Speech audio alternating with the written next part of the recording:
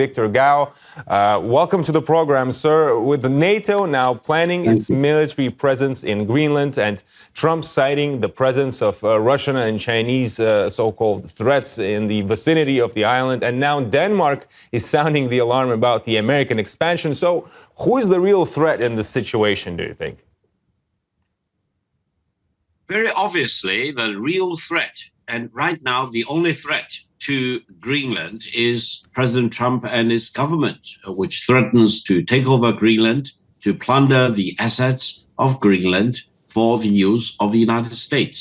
There are no major Russian or Chinese ships in the vicinity of Greenland at all. From the Chinese perspective, there is no iota of interest on the geopolitical level of analysis for Greenland at all. Therefore, anyone with any iota of intelligence in this world knows that it is the United States which is threatening Greenland. And it's amazing that the Secretary General of NATO doesn't seem to have any iota of intelligence in his mind. He's not the Secretary General of NATO. He is the Secretary General of the United States at NATO. So I think we are faced with truly a historical moment when you really have very incapable people running a big organization like NATO. And NATO is on the verge of being fractured because one NATO member, in this particular case, the United States, the most important NATO member, wants to use war against another NATO member, which happens to be Denmark. And this is the moment of truth. And the Secretary General of NATO is not eager to save NATO, but is very eager to plunge NATO more into the abyss. This truly is turning NATO into the laughingstock for mankind. And Trump has stated that he will complete all his plans in Greenland, quote, whether they like it or not, including U.S. citizens. How does China view such an approach? Well, China is firmly opposed to any acts of aggression, wars, for example, to take over another country or part of another country. Now, I would say if President Trump and the US government dare to move in that dangerous direction, it will really spell the beginning of the end of Pax Americana, because it will reveal the true color of the United States. The United States is not caring about security, sovereignty, territorial integrity of other countries.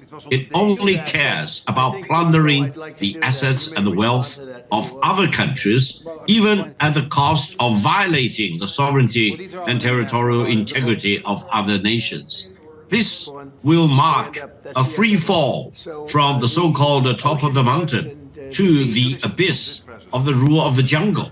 And history will look back and judge that this will be a very dark moment in the history of the United States, because it turns itself into a pirate, and it turns itself into an aggressor, an invader, and preys upon a country which has prided itself for decades as a very staunch ally of the United States and a proud member of NATO, that is Denmark.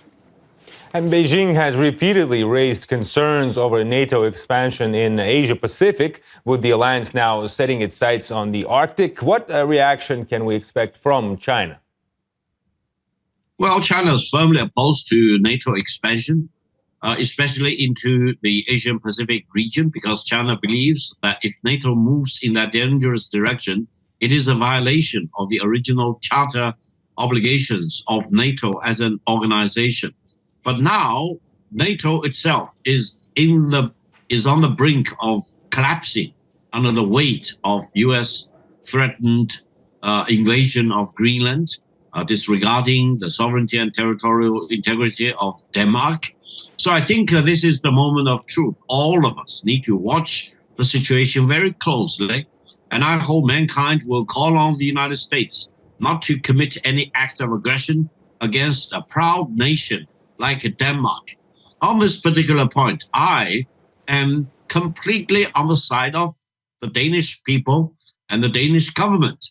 No one should allow the United States to commit an act of aggression against Denmark and seize Greenland. I understand the about 50,000 people in Greenland are opposed to any act of aggression by the United States to take over Greenland. They want to decide their own fate, and they have no interest of being acquired by the United States. This is the moment for President Trump and his government to really demonstrate at least an iota of interest for democracy and respecting the will of the people of Greenland and people of Denmark.